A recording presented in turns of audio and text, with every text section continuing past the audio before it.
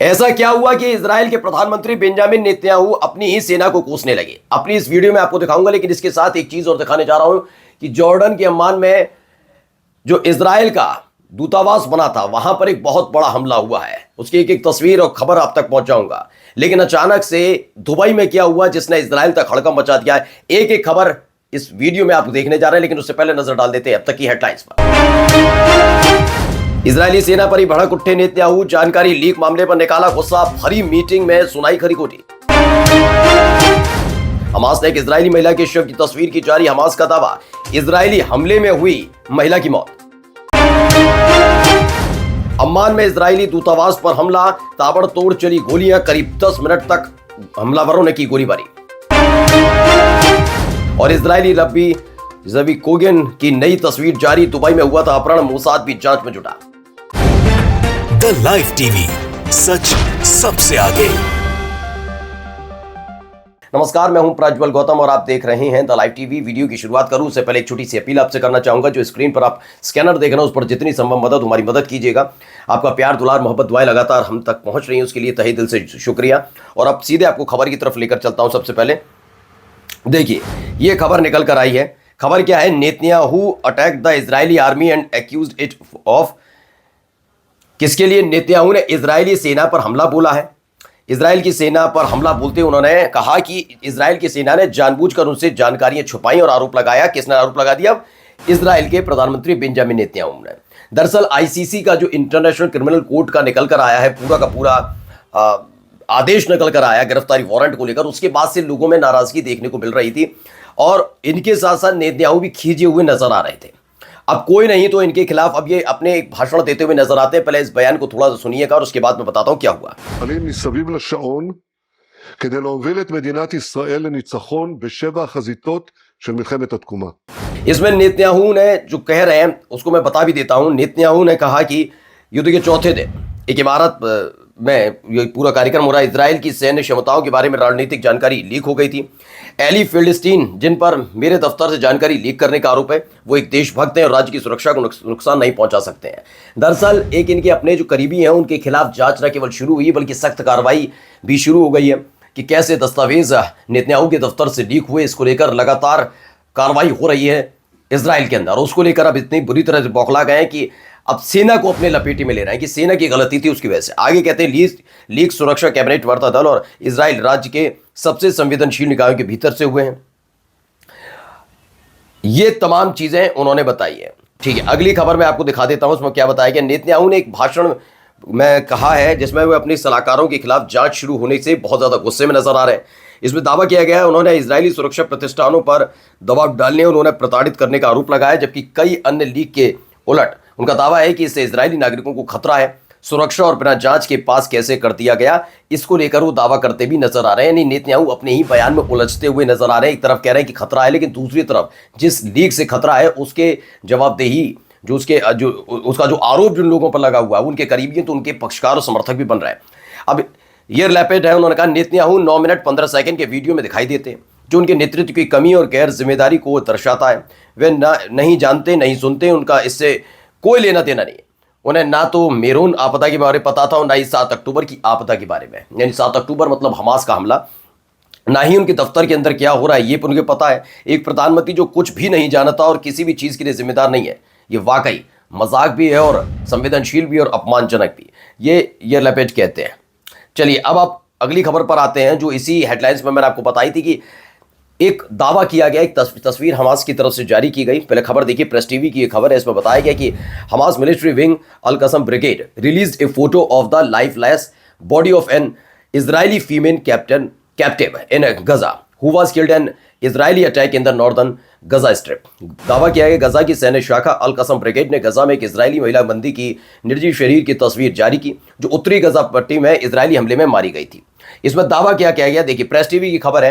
इसमें आगे कि हमास का कहना है कि गजा में महिला इजरायली बंदी की हत्या के लिए नेतन्याहू को जिम्मेदार ठहराया गया है, क्योंकि उनका दावा है कि हमारे यहाँ जो भी इजराइल के बंदी हैं वो सुरक्षित हैं और जब जब ऐसी बात होती है हम करने के लिए, एक्सचेंज करने के लिए तैयार है, लेकिन पहले सीज फायर होगा उसके बाद। लेकिन जो हमला लगातार इस बीच किया जा रहा है वो हमला वहां तक पहुंच गया जहां पे इजराइल के बंदी रह रहे हैं। अब जब वहां पर हमला होगा तो जब फिलिस्तीनियों पर हमला होगा तो बम बम गिरेगा तो वो भी मारे जा रहे हैं, तो इजराइल के लोग भी तो मारे जाएंगे। तो यही हो रहा है। उन्होंने कहा कि ये है और इसमें हमारी जिम्मेदारी नहीं है, ये इजराइल के हमले में मारी गई हमास के कब्जे वाली इजरायली महिला है, ये दावा कर दिया गया। इससे हड़कंप मच गया। देखिए एक और खबर है, उन्होंने जो इजराइल की सेना है उसने कहा हम इसकी पुष्टि कर रहे हैं कि हमास ने गजा पट्टी में एक बंदी की हत्या के बारे में क्या प्रकाशित किया। उन्होंने कहा कि बंदी की मौत की खबर की पुष्टि या खंडन करना अभी संभव नहीं है, लेकिन हम अपने पास जितनी भी जानकारी और सूचना है उनके मुताबिक उनके परिवार वालों से संपर्क करके फिर बताएंगे ये इजरायली महिला है या नहीं। ये दावा इजराइल की सेना कर रही है कि अभी भी घुमा रही है। अब हमास की कैद में मारे गए एलाद की बहन कारमेट कैटजर है, वो कहते हैं हर कैदी का खून इस सरकार की गर्दन पर होगा। यानी इजराइल की जो जनता है वो खासी नाराज चल रही है। उन्होंने साफ साफ कह दिया कि जो भी मारे जा रहे हैं, हमास के कब्जे में जितने भी लोग हैं वो कैदी हैं, वो जो मारे जा रहे हैं उसका एक एक हिसाब हम हमास तो जानते ही हैं, लेकिन सबसे बड़ा दुश्मन इस समय हमारा कोई है तो ये सरकार है, नेतन्याहू की सरकार है, ये कहा जा रहा है। अब आइए एक वीडियो निकल कर सामने आई, क्योंकि लगातार ये खबर निकल कर आई कि जो हमले चल रहे हैं उसमें अब इजराइल के ही बंदियों पर हमले हो रहे हैं। उसके बाद एक वीडियो निकल कर आया है, ये वीडियो आप देख सकते हैं। इसमें बताया गया है लोग सड़कों पर उतरे और कहा जा रहा है कि तेल अवीव में प्रदर्शन हुआ है। इसमें कहा गया कि सेटलर्स डेमोस्ट्रेट कर रहे हैं, मतलब जो सेटलर्स हैं उन्होंने अब कहा है कि जो प्रिजनर एक्सचेंज होना था, कैदियों की अदला बदली होनी थी, उसको अब पूरी तरीके से लागू करने के लिए प्रेशर सरकार पर बनाने के लिए जबरदस्त प्रदर्शन तेल अवीव की सड़कों पर हुआ है। और इसी बीच गजा के स्वास्थ्य मंत्रालय की तरफ से एक लिस्ट भी जारी की। इसमें बताया 24 घंटे में इजरायली हमले में 120 फिलिस्तीनियों की मौत हो गई है, जिसमें 205 अन्य घायल भी हैं। ये प्रेस टीवी की तरफ से जारी की गई लिस्ट। और जल्दी जल्दी आपको दिखा देता हूँ फिलिस्तीन एक वीडियो। देखिए ये फिलिस्तीन के जो रेसिस्टेंस है, फोर्सेस हैं, उन्होंने उत्तरी वेस्ट बैंक के इलाके में जेनिन शहर में एक इजरायली सैन्य जीप पर एक विस्फोट किया और कैसे चीथड़े उड़ गए उस इजरायली सैन्य जीप के, मिलिट्री जीप के। आप देख सकते हैं इस वीडियो में कि वो जीप आती हुई नजर आती है, अचानक से एक हमला और उसके बाद विस्फोट हो जाता है।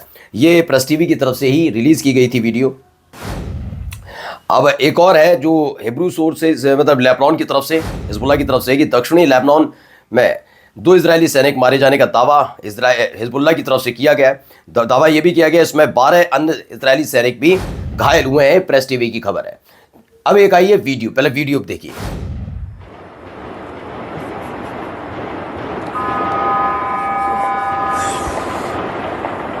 ये वीडियो वहीं की है, जॉर्डन की। जॉर्डन के अम्मान में जो इजरायली दूतावास है उसके आसपास ताबड़तोड़ गोलीबारी की घटना सामने आई थी। प्रेस टीवी की खबर थी और उसने वीडियो जारी किया। इसमें बताया गया इजरायली जो मीडिया ने बताया कि जो बंदूकधारी थे, गनमैन थे, उन्होंने खुले तौर पर इजरायली दूतावास पर तकरीबन कई मिनट तक गोलीबारी की। सबसे खास बात यह रही कि जॉर्डन के इस इलाके में सबसे ज्यादा सुरक्षित इलाका माना जाता है, सुरक्षा चाक चौबंद रहती है। उसके बावजूद इस दूतावास तक पहुंचते हैं और गोलीबारी करते हैं। एक दूतावास के आसपास के घरों, दूतावास की ओर जाने वाली करीब सभी सड़कों की अब तलाशी ली जा रही है, सुरक्षा व्यवस्था और तगड़ी की जा रही है, बैरिकेडिंग लगा दिए गए, ये तमाम बातें कही जा रही है। इजरायली मीडिया का मानना है कि बंदूकधारियों ने अम्मान में इजरायली दूतावास पर हमला किया और कई मिनट तक गोलीबारी की। और ये इसमें देखिए, इसमें यह भी दावा किया गया जॉर्डन के सुरक्षा बलों ने जब अम्मान के इजराइल के दूतावास पास गोलीबारी के बाद, उसके बाद रक्षा करने के लिए लोग दौड़ पड़े, वहां पर सिक्योरिटी टाइट कर दी गई, तमाम चीजें कही जा रही हैं। लेकिन अब सवाल ये, हमला कैसे, क्यों, किस स्थिति में हुआ है? पुलिस बलों की महत्वपूर्ण उपस्थिति में ही, मतलब पुलिस वाले वहां पर मौजूद थे, तभी जॉर्डन के अम्मान में जो इजरायली दूतावास है उसे घेर लिया गया और उसके बाद ताबड़तोड़ गोलियों की आवाज सुनी गई। प्रेस टीवी ने कहा है कि जिसमें पता चला कि वर्तमान हाल ही में जो सुरक्षा घटनाएं चल रही हैं उसी को लेकर इस हमले को अंजाम दिया गया। अभी किसी ने इसकी जिम्मेदारी नहीं ली है। अब यार लैपिड फिर से आते हैं और एक सवाल करते हैं। कहते हैं कि सरकार कल एक बार फिर 3,20,000 सैनिकों के लिए आरक्षित सेवा के विस्तार को मंजूरी देगी।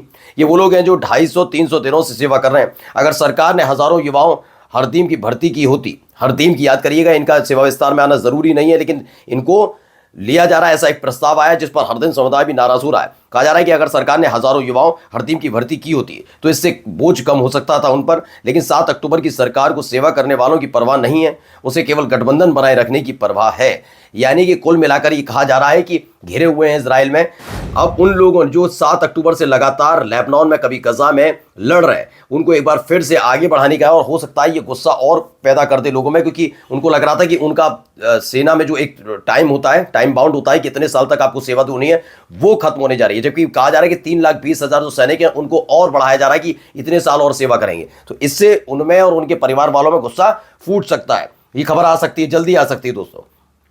अब आते हैं एक और खबर पर। इजराइल के रब्बी ज़वी कोवन की एक नई तस्वीर जारी की गई। इसको लेकर दावा किया गया जो कई दिनों से अमीरात से यानी कि दुबई से लापता है और जिस पर ईरान से संबंधित एक सेल द्वारा अपहरण या हत्या का संदेह कि इनका अपहरण किया गया, किडनैप किया गया।